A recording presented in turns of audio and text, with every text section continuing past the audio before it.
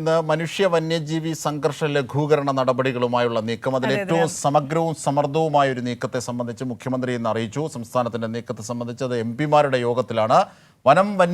മനുഷ്യ വന്യജീവി സംഘർഷവുമായി ബന്ധപ്പെട്ട വിഷയങ്ങളിൽ നിയമനിർമ്മാണം നടത്താൻ സംസ്ഥാന സർക്കാർ ഇപ്പോൾ സർക്കാർ ഇടപെടുകയാണ്. ആ വിഷയത്തിലും കേന്ദ്രത്തിന്റെ നിലപാട് എന്താണെന്നും നമുക്കറിയാം. കേന്ദ്രത്തിന്റെ നിലപാടാണ് ഈ വിഷയത്തിൽ ഏറ്റവും തടസ്സമായി നിൽക്കുന്നത്. ലഘൂകരിക്കാൻ വളരെ നാളുകളായി പല തരത്തിലുള്ള ഇടപെടൽ സർക്കാരിന്റെ ഭാഗത്തുനിന്ന് ഉണ്ടാകുന്നുണ്ടായിരുന്നു. കേന്ദ്രത്തിനോട് പല തവണ ആവശ്യപ്പെട്ടതാണ്. അത് എംപിമാരാകട്ടെ, മുഖ്യമന്ത്രി നേരിട്ടാകട്ടെ, പല തരത്തിൽ അത്തരത്തിൽ കത്തയച്ചു വരെ കേന്ദ്രത്തിനോട് ആവശ്യപ്പെട്ടതാണ്. ആ കേന്ദ്ര വനം വന്യജീവി സമഗ്രമായി ഇതിൽ ഇടപെട്ടിട്ടില്ല. കാരണം കേരളത്തിൽ നിന്നുള്ള എല്ലാ എംപിമാരും ഇടപെട്ടില്ലെന്ന് എടുത്തു പറയണം. കാരണം doctor John Brittas M P ഒക്കെ നിരന്തരം ഈ വിഷയം ഉന്നയിക്കുന്നതാണ്. ഉപരാഷ്ട്രപതിയെ നേരിട്ട് കണ്ട് അദ്ദേഹം നിവേദനം നൽകിയതാണ്.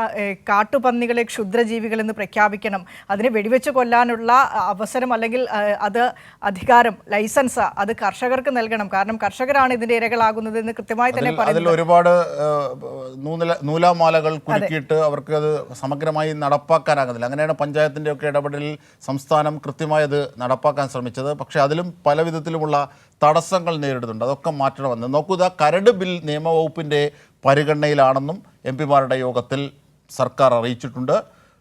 പാർലമെന്റിന്റെ മൺസൂൺ സമ്മേളനത്തിന് മുന്നോടിയായിട്ടാണ് മുഖ്യമന്ത്രി എംപിമാരുടെ യോഗം വിളിച്ചത്. ആ വാർത്തയൊന്നും കണ്ടാലോ?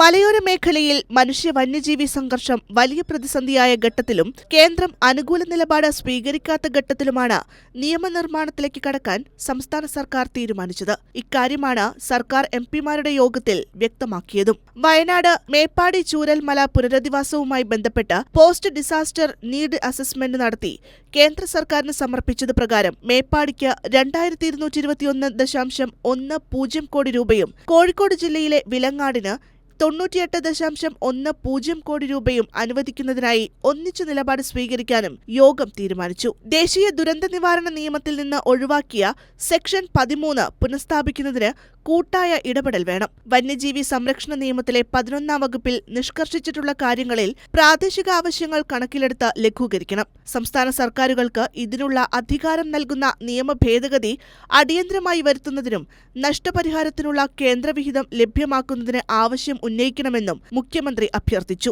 സംസ്ഥാനത്തെ റെയിൽ വികസനത്തെക്കുറിച്ച് വിശദമായ മെമ്മോറാണ്ടം കേന്ദ്ര റെയിൽവേ മന്ത്രിയെ നേരിൽ കണ്ട് മുഖ്യമന്ത്രി സമർപ്പിച്ചിരുന്നു. നിലവിലെ പ്രശ്നങ്ങൾ കേന്ദ്ര സർക്കാരിന്റെ ശ്രദ്ധയിൽപ്പെടുത്തി കേരളത്തിന്റെ വികസന പ്രവർത്തനങ്ങൾ കാര്യക്ഷമമാക്കാനുള്ള സഹകരണം എല്ലാ പാർലമെന്റ് അംഗങ്ങളിൽ നിന്നും പ്രതീക്ഷിക്കുന്നതായി മുഖ്യമന്ത്രി കൂട്ടിച്ചേർത്തു. സംസ്ഥാനത്തിന്റെ താൽപര്യം സംരക്ഷിക്കുന്നതിനാവശ്യമായ ഇടപെടൽ കക്ഷി രാഷ്ട്രീയത്തിനതീതമായി സ്വീകരിക്കുമെന്ന് എംപിമാർ മുഖ്യമന്ത്രിയെ അറിയിച്ചു.